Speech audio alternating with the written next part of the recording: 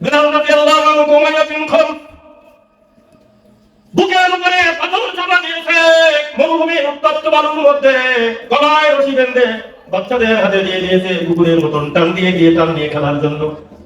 যতদূর পর্যন্ত সম্ভব তারা নির্যাতন চালিয়েছে, কিন্তু একটা মুহূর্তের জন্য আল্লাহ রাব্বুল আলামিনের নাম জবান থেকে সরে না। আলহামদুলিল্লাহ, আল্লাহ রাব্বুল আলামিনের দরবারে লক্ষ কোটি শুকরিয়া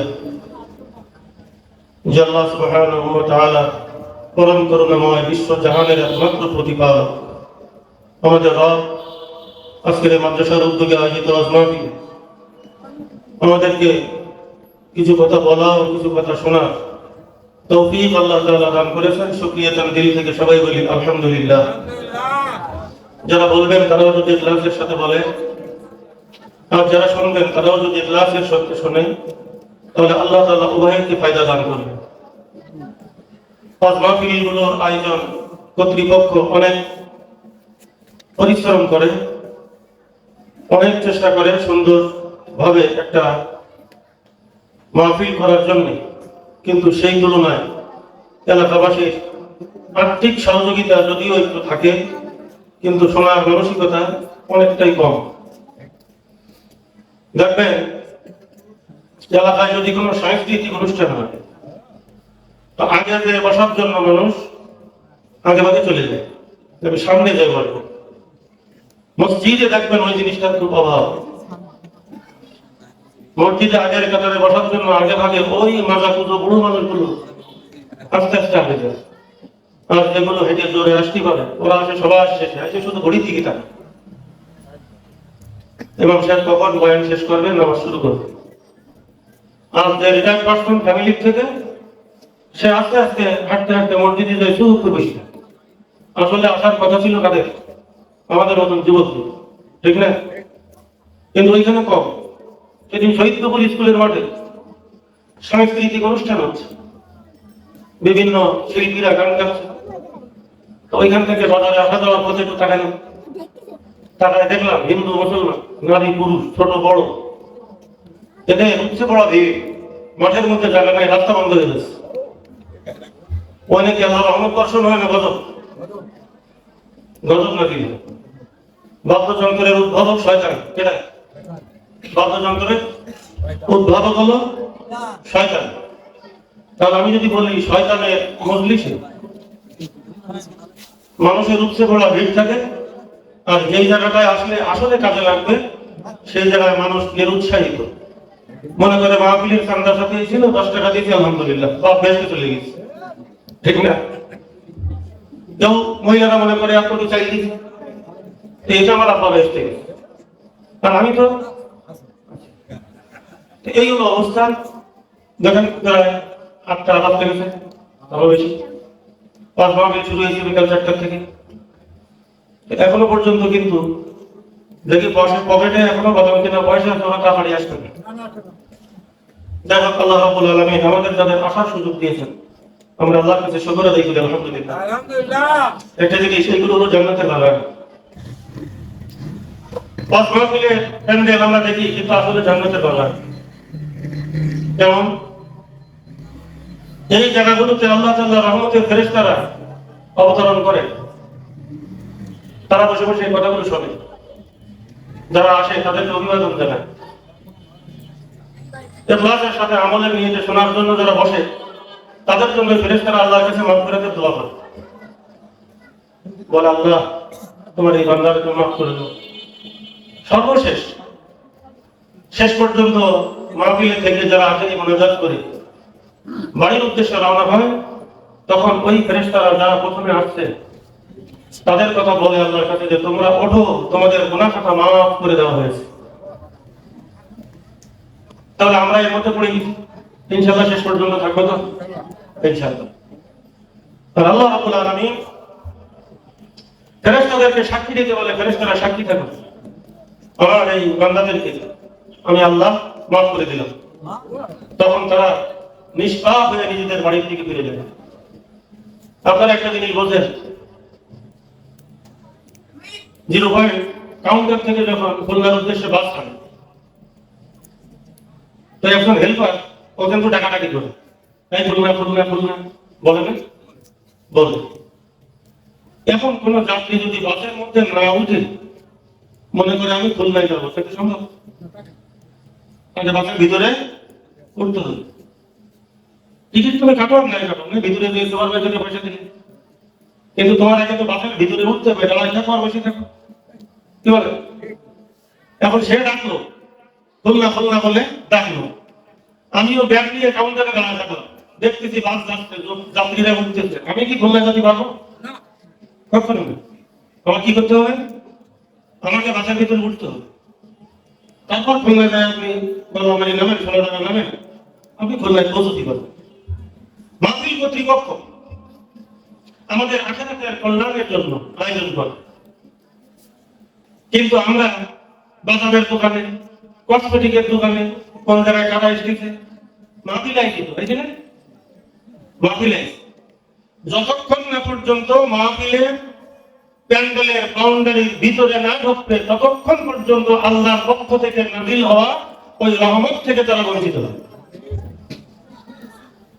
বাসের ভিতরে না উঠলে খুলনায় যাওয়া যাবে না, আর প্যান্ডেলের ভিতরে না ঢুকলে আপনার ওই রহমত পাওয়া যাবে না, ওই রহমতটা এদিক ওদিক ছড়া যাবে না, যাবে তো মজলিসে, নাকি মজলিসে থাকবে।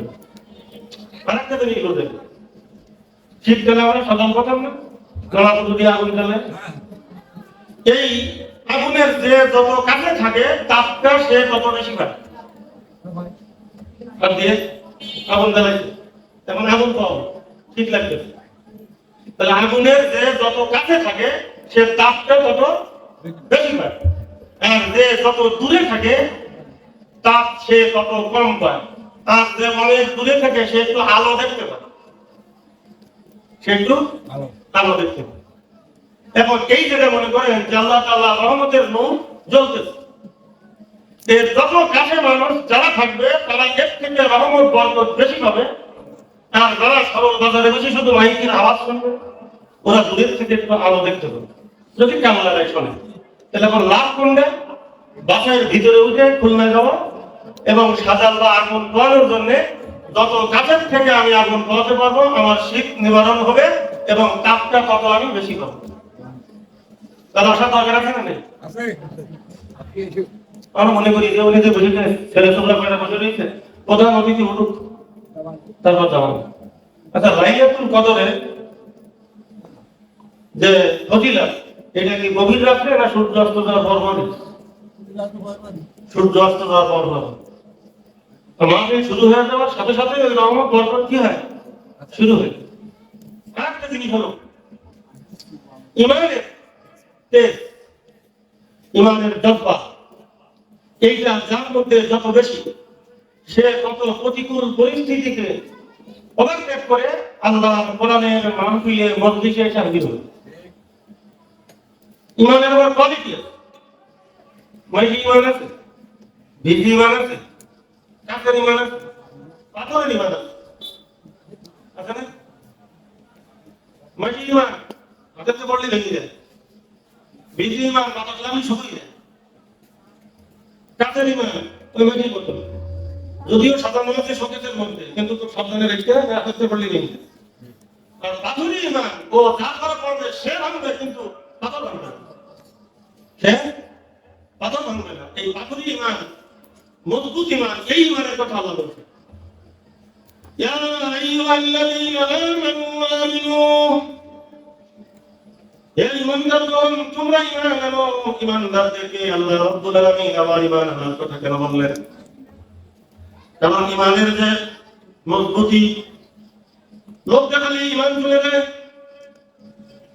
ক্ষমতার মোহে ঈমান চলে যায়, সম্পদের মোহে ঈমান চলে যায়, প্রলোভন দেখালে ঈমান চলে যায়, নারীর ছলনায় পড়লে ঈমান চলে যায়, তখন আর সে মুসলমান হিসাবে ঈমানের উপরে কায়েম থাকতে পারে না।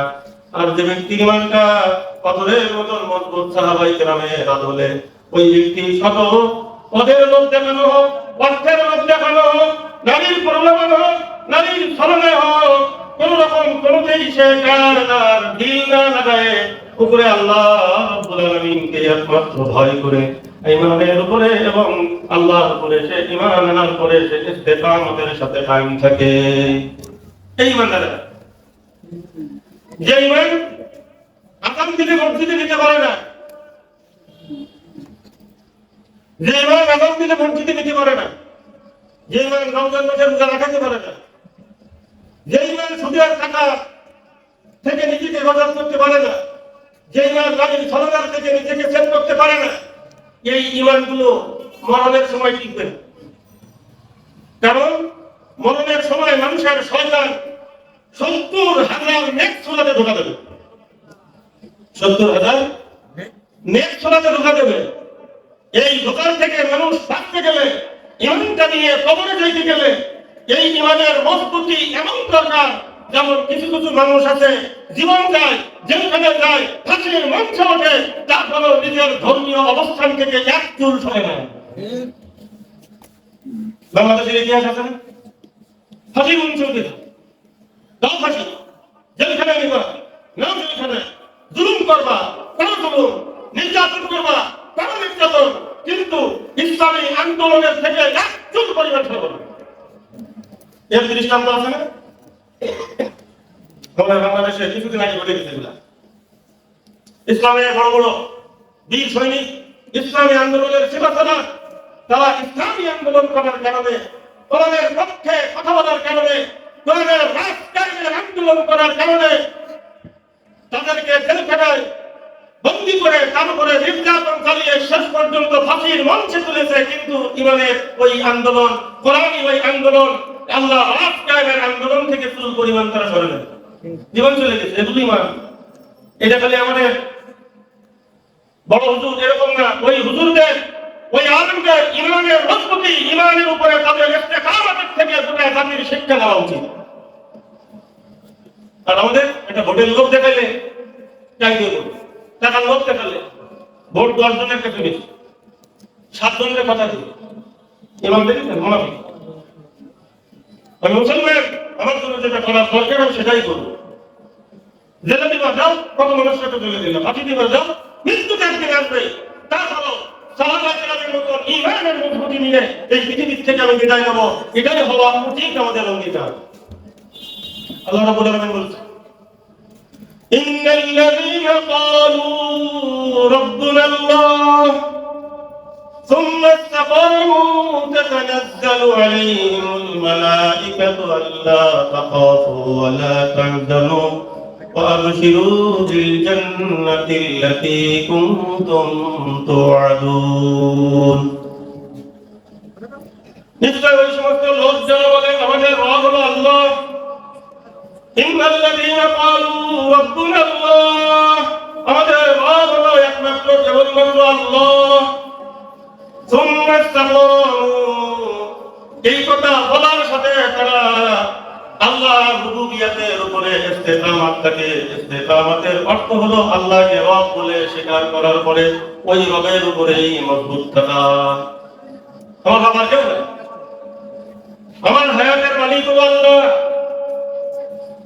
আমার সুখের মালিক আল্লাহ, আমার দুঃখের মালিক আল্লাহ, আমার রোগ দেওয়ার মালিক আল্লাহ, আমার সেবা দেওয়ার মালিক আল্লাহ, আমার রিজিক দেওয়ার মালিক আল্লাহ, সম্মান দেওয়ার মালিক আল্লাহ, বেইজ্জতি করার মালিক আল্লাহ।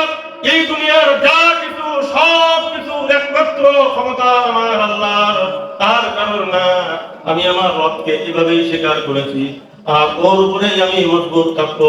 যত বড় জেল জুলুম, অভাব অনটন, দুঃখ কষ্ট দুনিয়ার মধ্যে যা কিছু আমার জীবনে আসুক না কেন, আমি আমার রবের উচ্চতি কদম থেকে এক চুল পরিমাণ সরব না। এটাই হলো আল্লাহ রাব্বুল আলামিনকে রব হিসাবে স্বীকার করে তার উপরেই মজবুত থাকা। মাঝে মাঝে রব আল্লাহ হয়, মাঝে মাঝে নেতা হয়, তাই না? মাঝে মাঝে রব আল্লাহ হয়, মাঝে মাঝে নেতা রব হয়ে যায়, মাঝে মাঝে রব আল্লাহ হয়, মাঝে মাঝে ঘের রব হয়ে যায়, মাঝে মাঝে রব আল্লাহ হয়, মাঝে মাঝে ব্যবসা রব হয়ে যায়, মাঝে মাঝে রব আল্লাহ হয়, মাঝে মাঝে খেত খাওয়া রব হয়ে যায়। কি বলে? কিন্তু সব কিছুর মালিক হলো আল্লাহ। এই কথা সাহাবায়ে কেরাম রাদিয়াল্লাহু আনহুম আজমাইন দিলে মনে বিশ্বাস করতেন, ওর উপরেই মজবুত থাকতেন। এমন মজবুত যেই নির্যাতন, জুলুম কষ্ট কোনো কিছুই তাদেরকে রবের উপর থেকে সরাইতে পারে নাই। তার দৃষ্টান্ত হলো আল্লাহর নবীর বিশিষ্ট সাহাবী হযরত বেলাল রাদিয়াল্লাহু আনহু, হযরত খাব্বাব রাদিয়াল্লাহু আনহু, হযরত সুমাইয়া রাদিয়াল্লাহু আনহা, আম্মা রাদিয়াল্লাহু আনহা, খুবাইব রাদিয়াল্লাহু আনহা, হামজা রাদিয়াল্লাহু আনহা, হামজা রাদিয়াল্লাহু আনহা, শুহাদায়ে বদর, শুহাদায়ে উহুদ, হযরত খাব্বাব রাদিয়াল্লাহু আনহু ইসলামের এমন একজন বীর শহীদের নাম হযরত ওমর ফারুক রাদিয়াল্লাহু আনহুর শাসনামল দরবারের মধ্যে এসেছেন। হযরত ওমর রাদিয়াল্লাহু আনহু হযরত খাব্বাবকে বলতেছেন, খাব্বাব, তুমি তো ইসলামের জন্য এমন ত্যাগ স্বীকার করেছো, তোমার উপরে কাফের বেঈমানেরা অনেক জুলুম নির্যাতন করেছে, তা তুমি একটু বর্ণনা আমাদেরকে শোনাইতে পারবা? হযরত খাব্বাব রাদিয়াল্লাহু আনহু ওমর রাদিয়াল্লাহু আনহু দরবারে নিজের কোমরের কাপড়টা একটু উঠায় দিয়ে কোমরটা একটু ওমর রাদিয়াল্লাহু আনহুকে দেখায় দিলেন। আর সাথে সাথে হযরত ওমর নিজের স্থান থেকে দাঁড়িয়ে তিনি অবাক নেত্রে শুধু চেয়ে থাকলেন, চোখ দিয়ে ঝরঝর করে পানি পড়ে। ওমর রাদিয়াল্লাহু আনহু বললেন, খাব্বাব, তোমার এই দৃশ্য কেন, এই দশা কেন? তখন খাব্বাব জবাবে বলছে, ইয়া আমিরুল মুমিনিন, আল্লাহ রাব্বুল আলামিনকে রব হিসেবে স্বীকার করার কারণে, মুহাম্মদুর রাসূলুল্লাহ সাল্লাল্লাহু আলাইহি ওয়াসাল্লামের রিসালাতকে স্বীকার করার কারণে কাফের বেঈমানেরা আমার উপরে নির্যাতন চালাতো। সেই নির্যাতনের একটি দৃশ্যই আপনাকে বলি। দৃশ্যটা হলো জ্বলন্ত আগুন। এই আগুনকে বিছানার মতন বিছায় দিয়েছে, আর আমি খাব্বাব আমার শরীরের কাপড়গুলো খুলে খালি গায়ে ওই আগুনের উপরে আমাকে চিৎ করে শোয়ায় দিয়েছে। আর ওই আগুনে আমার পিঠের ওখান থেকে পুড়ে পুড়ে রক্ত, চর্বি, গোশতগুলো পুড়ে গলে গলে ওই আগুনের উপরে পড়তো। আর ওই আগুন, ওই আমার রক্ত আর চর্বি গলে পড়ার কারণে আগুনগুলো নিভে যেত। এরপরেও আমাকে ওই আগুনের উপর থেকে সরানো হতো না। শুধু বলতো, মুহাম্মাদের ধর্ম ছাড়, কালেমা ছাড়, রিসালাতের স্বীকারোক্তিকে প্রত্যাখ্যান কর, তোর সব নির্যাতন থেকে মুক্তি দিয়ে দেব। আমি সেই সময়ও বলেছি, আমি যে রবের উপরে ঈমান এনেছি, মুহাম্মদুর রাসূলুল্লাহ সাল্লাল্লাহু আলাইহি ওয়াসাল্লামকে নবী বলে স্বীকার করেছি। আমার এই জীবন চলে যাবে, এই জীবন একটা নয়। খাব্বাবের জীবন যদি একটার পরিবর্তে 100 জীবন যদি রব্বে কারীম আমাকে দিয়ে দেয়, প্রত্যেকটা জীবন আমি এই নির্যাতনের জন্য আমি উৎসর্গ করে দেব আমার আল্লাহ রব্বুল আলামিনকে রব হিসেবে স্বীকার করার কারণে, আল্লাহর নবীকে নবী বলে গ্রহণ করার কারণে। তাই তো বলেছিলাম, রাদিতু বিল্লাহি রাব্বান ওয়া বিল ইসলামি দীনা ওয়া বিমুহাম্মাদিন নাবিয়্যা। আল্লাহ রাব্বুল আলামিনকে রব হিসেবে পেয়ে আমি, আল্লাহ রাব্বুল আলামিনকে রব হিসেবে পেয়ে আমি রাজি আর খুশি হয়ে গেলাম। রাদিতু বিল্লাহি রাব্বান ওয়া বিল ইসলামি দীনা, দ্বীন ইসলামকে জীবন বিধান হিসেবে পেয়ে আমি খুশি হয়ে গেছি। ওয়া বিল ইসলামি দীনা ওয়া বিমুহাম্মাদিন নাবিয়্যা, মুহাম্মদুর রাসূলুল্লাহ সাল্লাল্লাহু আলাইহি ওয়াসাল্লামকে নবী হিসেবে পেয়ে আমি ধন্য হয়ে গেছি। যদি কোনো ব্যক্তি এই দোয়াটা ফজরের নামাজের পরে, মাগরিবের নামাজের পরে 3 বার করে যদি পাঠ করে, রাদিতু বিল্লাহি রাব্বা ওয়া বিল ইসলামি দীনা ওয়া বিমুহাম্মাদিন নাবিয়্যা, এই কথাগুলো যদি ফজরের নামাজের পরে যদি আল্লাহর কোনো বান্দা যদি পাঠ করে আর মাগরিবের নামাজের পরে 3 বার পাঠ করে, আল্লাহর নবী বলেন ওই ব্যক্তি যেদিন জীবনের শেষ প্রান্তে মৃত্যুর মুখে পতিত হয়ে কবরের বাসিন্দা হয়ে যাবে, মুনকার আর নকির এসে যখন তাকে 3টা প্রশ্ন করবে, মান রব্বুকা ওয়া মা দীনুকা ওয়া মান নাবিয়ুকা, তোমার রব কে, তোমার নবী কে, তোমার দ্বীন কি, এই কথাগুলো যখন মুনকার আর নকির এসে প্রশ্ন করবেন, এই আমল যে ব্যক্তি ফজরের নামাজের পরে 3 বার পাঠ করবে, মাগরিবের নামাজের পরে 3 বার পাঠ করবে, আল্লাহর নবী বলেন ওই ব্যক্তি কবরের মুনকার নকিরের প্রশ্নের উত্তর তার জন্য সহজ হয়ে যাবে। তারা ইমানের জন্য কি স্বীকার করছে? আর আমরা আমাদের ইমানটাকে একটু মজবুত করার জন্য মসজিদে তো আগে প্রথম কাতারে নামাজ পড়তেও রাখি না। প্রথম কাতারে নামাজ পড়ার জন্য দৌড় দেয় হলো ঈদের দিন। কোন দিন বলেন? ঈদের দিন দেখবেন বেনামাজি কোথায় সামনে যাবে। আর যারা রোজা রাখছে, যারা কষ্ট করে রোজা রাখছে, ওদের জানা হয় কি ছিল, আগের থেকে যায় নামাজটা কি ওইটা দলিল করে রেখে এসে এই জায়গায় নিতে আসছে। আর পিছনে স্যাংসা কটা দেখেছেন কি বলি যায়, আমি ঈদগাহে নামাজ পড়াই তো আমি দেখি, তাই বলতেছি ওকে গার্জেন কি। আবার ওর পাশে যদি গরিব মানুষ রোজা রাখছে, সে যদি বসে তো একটু উস্কু খুস্কু করে, মানে আমার পাশে আরেকজন বড় লোক বা নেতা টাইপের লোক না বসলি ফেসবুকে আমার ছবিটা আসলে দেওয়া যাবে, আমি আর ভ্যানালার পাশে ছেড়ে বসে দিয়েছি, ঠিক না? নেতা কোন জায়গায় গেছে নেতারা? ওই সে দাম দিয়ে নেতারা, ওই সে ছেলে নেতা নেতারা, ওই সে জায়গা নিয়ে দখল করে নেতারা দোয়া করা তালিকার ফোটা দেয় এমন লম্বা, তাই বলতে গেলে 1.5 ঘন্টা। এর জন্য ওর জন্য ওর জন্য ওর জন্য এই নেতা ও একটু বলবেন দেখতে শুরু করতে পারবে ভাগ্য চাইলে কেন আমাকে ইফতার মাহফিল করো সবাই। তাই ইফতারি আর মাত্র 5 মিনিট বাকি আছে। বাকি থাকার কারণে আমার কাছে 14 জনের একটা তালিকা দিল, ভাগ্য থাকার নেতা নাম বলতে পারবো না, 14 জনের একটা তালিকা দিল। বললো হুজুর সবাই তো কম, তা মাত্র এই 14 জনের নামে একটু দোয়া করি দেবে। বলেন এই 14 জনের নাম বলতে গেলে তো সময় লাগবে, তাই না? তাই বললাম আপনাকে কথা খারাপ, সে কিন্তু মুক্তিযোদ্ধা সম্মান দেখায়, কিন্তু ওনার আত্মল জ্ঞানের একটু ত্রুটি আছে, আত্মল জ্ঞানের ত্রুটি আছে। মুক্তিযোদ্ধা হলে কি সকলে রাখি জ্ঞান থাকে না?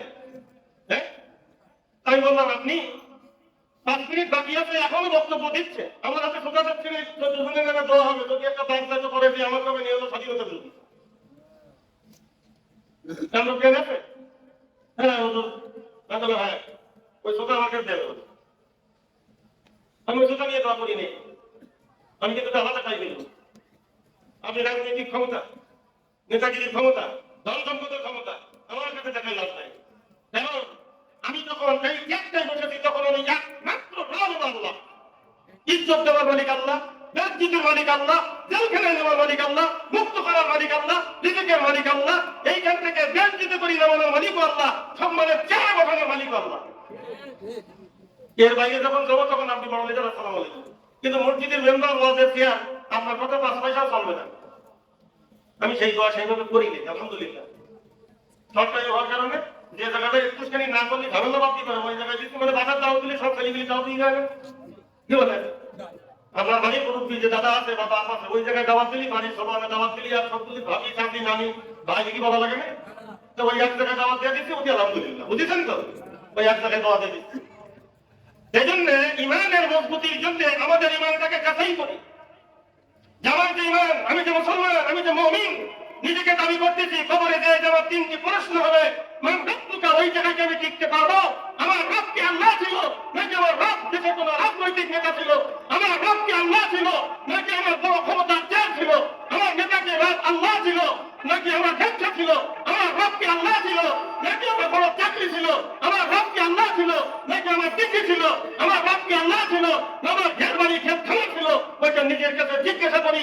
যদি আমরা এতিম হয় যে না, কোনো কিছুই আমার রব না, কোনো কিছুই আমার সুখ দিতে পারে না, কোনো কিছুই আমার নিরাপত্তা দিতে পারে না, আমার নিরাপত্তা দেওয়ার মালিক একমাত্র কেবলমাত্র আমার আল্লাহ, এটাই যদি আমার জেলার মনে প্রাণে বিশ্বাস করি, তাহলে ইমানের মজবুতি আছে বলে আপনি মেনে নেবেন। আর যখন মনে করবেন আমার ইমানের মজবুতি আছে, তখন ওইটার পরীক্ষা হলো মসজিদে যখন আযান হবে, ওই আযানের আওয়াজ আমাকে মসজিদে আগে নিতে পারলো কিনা। হুজুর নামাজ না পড়লে কি হবে? আমরা মসজিদে টাকা দিই। হুজুর নামাজ না পড়লে কি হবে? আমার বাড়ি তালবেলম খায় আসে সবাই। নাজাত নেই, নাজাত নেই। হ্যাঁ, সব আপনি পাবেন, কিন্তু আপনার নামাজ ছাড়া যদি যান কবরে, আউয়ালু ইউহাসিবু কিয়ামতি as-সালাতুল মাফরুযা, কিয়ামতের দিন আল্লাহ রাব্বুল আলামিন যেদিন হিসাবের দপ্তর খুলবেন, সর্বপ্রথম হিসাব হবে ফরজ নামাজের। কিসে? ফরজ নামাজের। কবরে যখন মানুষকে নামানো হবে, ইযা উদিয়াল মাইত ফি কবরিহি জাআল কুরআন ইনদা রাসিহি, যখন মানুষকে কবরের মধ্যে নামানো হয়, ওই সময় কোরআন আসে তার সামনে। ডান পাশে আসে নামাজ, বাম দিক থেকে আসে রোজা, সমস্ত দান সদকাগুলো তখন পায়ের কাছে জমা হয়ে যায়। আযাবের ফেরেশতারা যখন আসে ডান দিক থেকে নামাজ দাঁড়ায় দেন, কে তুমি? বলে আমরা আল্লাহ রাব্বুল আলামিনের পক্ষ থেকে প্রেরিত ফেরেশতা, আমরা এই মাইয়িতকে তিনটা প্রশ্ন করার জন্য এসেছি।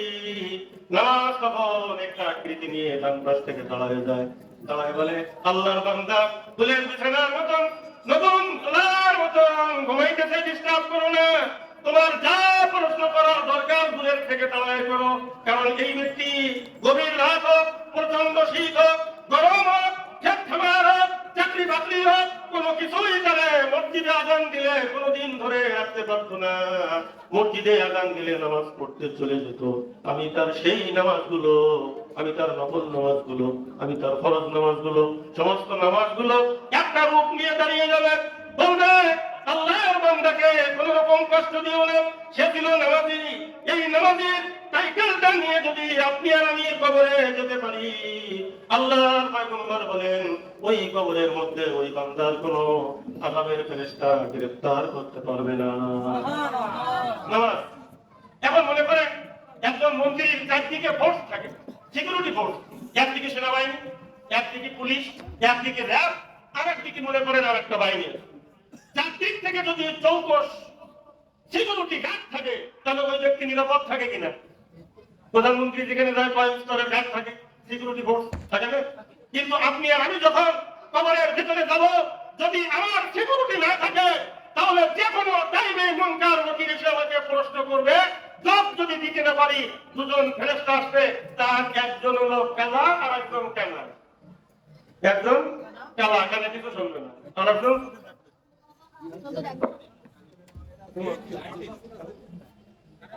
এবার যে সই দেয় না ওরিঙ্গি করবে, যে কালা সে কানে শোনে, সে পিটাবে, আর যে সই দেয় না ওরিঙ্গি করবে, আবার ও মানবে এরিঙ্গি করবে, এই করে বেড়াবে। ভাই পারবো? কি বলেন, পারা যাবে? যাবে না। এই জন্য নামাজ যদি আমার মজবুত না থাকে, নামাজ যদি সুন্নত দুই একজন নামাজ পড়ে কম করতে সূরা ফাতিহা কোন টাইমে যে পড়লো তা আল্লাহ জানে, আরই দিবেন। আবার দুই একজন নামাজ পড়ে তার মুখ মোটে নড়ে না, মুখ শামুক দিয়ে শামুক, শামুক যদি একবার মুখে এগিয়ে দেয় তার বলে বলে মারিও বলে নিয়ে যাবে না, ভেঙে দেবেন বাবুরি, তাও মুখ খুলবে না। কিন্তু একা একা নামাজ পড়ে দু একজন, তখন আল্লাহু আকবার কি করছিল, শামুকের মতো মুখে যে বলি ঠিক নামাজ হয় না, হয় না, হয় না, মুখ দিয়ে আসবে জিজ্ঞেস করবে। কারণ আল্লাহ তাআলা নামাজের মধ্যে পড়তে বলছেন, ফাকরাউ মা তায়াসসারা মিনাল কুরআন, কোরআনের যেখান থেকে সহজ তুমি পড়ো। আচ্ছা, পড়া কার করে আর মনে করা কার করে? মনে করতে গেলে কি ঠোঁট নাড়ানি লাগে? হ্যাঁ, কিন্তু পড়তে গেলে ঠোঁট নাড়ানো লাগে। আমি মনে করতেছি, তা আমার ঠোঁট নাড়ানো লাগবে না। তা আল্লাহ কি নামাজের মধ্যে মনে করতে বলিছে না পড়তে বলিছে? যখন মুখ নড়া না তুমি কি করো? তুমি তো মনে করো, আর মনে মনে পড়লি নামাজ হবে না, হবে না, হবে না। যদি কোনো হুজুর কয় না হবে, তাহলে আমার ভাগ্যটা তেমন বেতন দেবে, যে তুমি বিক্রান্ত করতে যাবে তোমার হয় না কেন? এবার একা একা পড়তে গেলি, সে তখন একা একা পড়ার সময় যতটুকু রুকুতে দেরি করতে তা পাবে না, রুকুতে ঠিক মতন করবে না, সে জায়গায় একটা দে আর একটা দে উঠি সুতরাং বসবে না, ওই তাড়াতাড়ি কেমন মতন বাড়িতে দাঁড়িয়ে দেবে। এ নামাজ কোনো কাজে লাগবে ভাই? হযরত আবু বকর সিদ্দিক রাদিয়াল্লাহু আনহু খেয়াল করে নেবেন, কোনো গাড়ি টাড়ি দেওয়ার দরকার নেই। অনেকে আশ্রয় দিক নিজেরা জাহাজি, এটা ভারত নীতি, শ্রম নীতি, ওটা দেওয়ার দরকার নেই। কথাগুলো বলি, কাউলের নিতে শুনেন, আমারও ফায়দা হবে, আপনাকে শোনানোর কারণে আপনাদেরও ফায়দা হবে। আবু বকর সিদ্দিক রাদিয়াল্লাহু আনহু একদিন কাপড় বিক্রি করতেছে। এখন এক লোক কাপড়ের ভিতরে ত্রুটি থাকার কারণে ফেরত দিতে এসেছে। এটা ফেরত দিতে হবে, শরীয়তের আইন দেয়। আবু বকর রাদিয়াল্লাহু আনহু ওই কাপড় যখন ফেরত নিয়েছে, তার টাকা ফেরত দিয়েছে। দেওয়ার পরে উনি কান্নাকাটি করতেছেন। ওমর রাদিয়াল্লাহু আনহু বলতেছেন, হে আবু বকর, আপনি কাপড় বিক্রি করলেন, ফেরত দিয়ে গেল, টাকা ফেরত নিয়ে গেল, কিন্তু আপনি কাঁদতেছেন কেন? হযরত আবু বকর রাদিয়াল্লাহু আনহু বললেন, ওমর, আমার কাপড় ফেরত দেওয়ার কারণে আমি কাঁদতেছি না, এই কাপড়ের ত্রুটি পরিলক্ষিত হওয়ার কারণে যেমন ক্রেতা আমার কাছে ফেরত দিয়ে গেল, তার অর্থ হলো এই কাপড় তার পছন্দ হয় নাই, এই কাপড়ের ভিতরে ত্রুটি পরিলক্ষিত হয়েছে, তাই তার পছন্দ হয়নি, আমার কাছে ফেরত দিয়ে গেল। আমি তখন ভয় পাই, আমি অবকার, আমার তেলাওয়াত, আমার জিকির, আমার নামাজ, আমার নফল ইবাদত, যা কিছু আমি করি না কেন, কিয়ামতের আদালতে যদি আল্লাহ রাব্বুল আলামিনের সামনে যখন পেশ করব, আর আল্লাহ রাব্বুল আলামিন আমার তেলাওয়াত আর নামাজ আর সমস্ত ইবাদত বন্দেগী যখন যাচাই করে নেবেন, তখন যদি কোনো ত্রুটি পরিলক্ষিত হয়, তাহলে আল্লাহ রাব্বুল আলামিন যদি আমার ওই আমলকে আবার আমার কাছে ফেরত দেয়, তাহলে আমার নাজাতের ব্যবস্থা কিয়ামতের ময়দানে কি হবে? তো এই জন্য আবু বকর রাদিয়াল্লাহু আনহু তিনি কাঁদতেছেন। এবার আপনি আর আমি যাচাই করে দেখি যে আমার ইমানের অবস্থা কি। আমার ইমানের আজান দিলে আমাকে মসজিদে নিতে পারবে না। আমার যে ইমান, সেই ইমান দিয়ে আমার মুখে আল্লাহর নাম উচ্চারণ হয় না। আমার যে ইমান, তাতে নারায়ে তাকবীর আর আল্লাহু আকবারের স্লোগান জবান দিয়ে উচ্চারিত হয় না। আমার যে ইমান, তাতে নামাজি মানুষ, ধার্মিক মানুষ, মুমিন বান্দা তাদের সহবতে নিতে পারে না। আমার এই ইমান কি কবরে চলবে?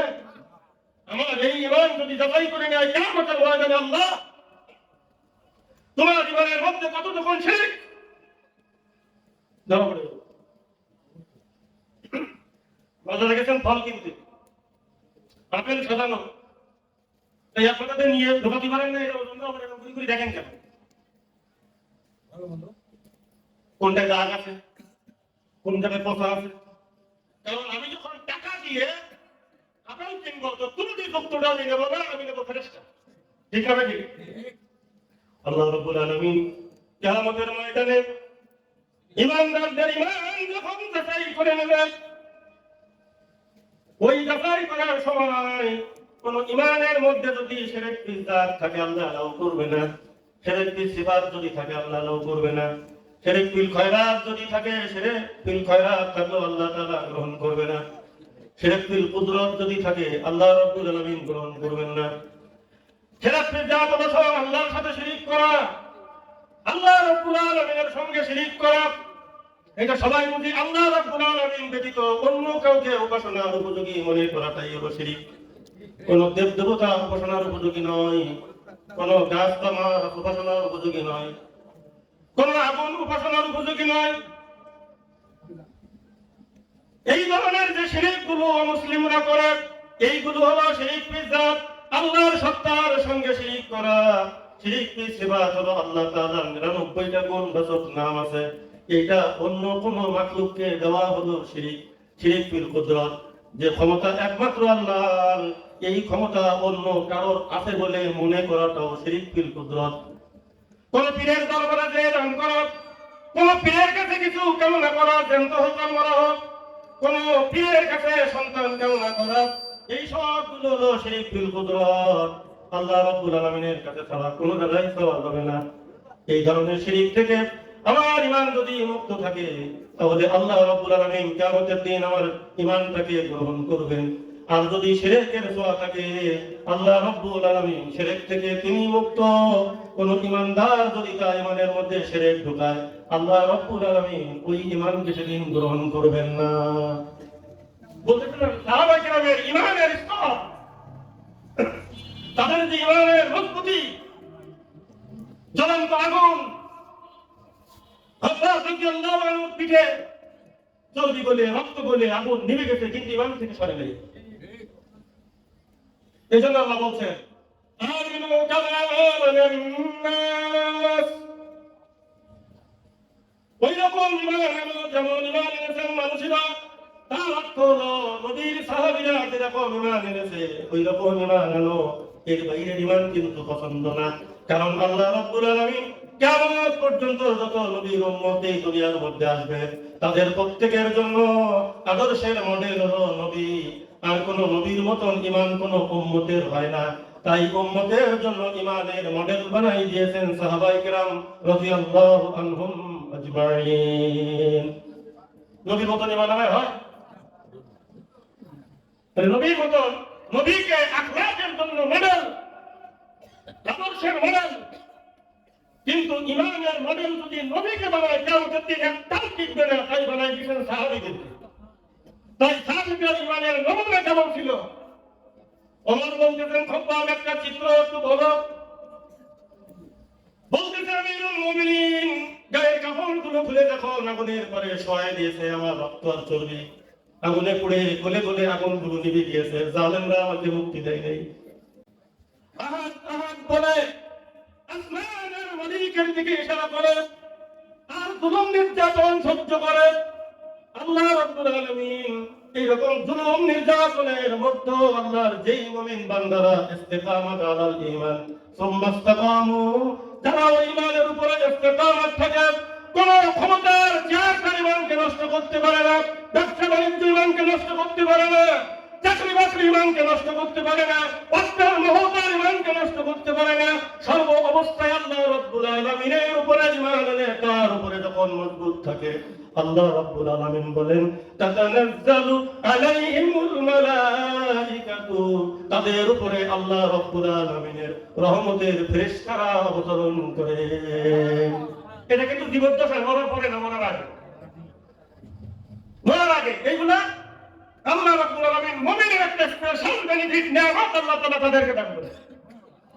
তারপরে আরো কি বলে, নাহনু আউলিয়াউকুম ফিল হায়াতিদ দুনিয়া ফিল আখিরাহ, দুনিয়ায় তোমার বন্ধু ছিলাম, আখিরাতেও তোমার বন্ধু হয়ে থাকবো। নাহনু আউলিয়াউকুম ফিল হায়াতিদ দুনিয়া ওয়া ফিল আখিরাহ, দুনিয়াতেও থাকবো, আখিরাতেও থাকবো। আখিরাতে কেমন থাকবে একটু বুঝেছি না, কবরের ভিতরে। হ্যাঁ, ফেরেশতারা তার জন্য সিকিউরিটির ফোর্সের দায়িত্ব পালন করে। তার ঈমান, তার কোরআনের তিলাওয়াত, তার নামাজ, তার রোজা, তার সাদকা, এইগুলো সিকিউরিটি ফোর্সের দায়িত্ব কবরের মধ্যে থেকে পালন করবে আল্লাহ রাব্বুল আলামিন। কোথাও কিছু কথা আপনাদের সামনে আলোচনা করলাম, যতটুকু আলোচনা যারা মাইকের আওয়াজ শুনতেছেন এবং মজমার মধ্যে আছেন, আর আমি যে বললাম ইখলাসের সাথে শোনা ও আমল করার তৌফিক আল্লাহ তাআলা সবাইকে দান করুন। ওয়া আখিরু দাওয়ানা আলহামদুলিল্লাহি রাব্বিল আলামিন।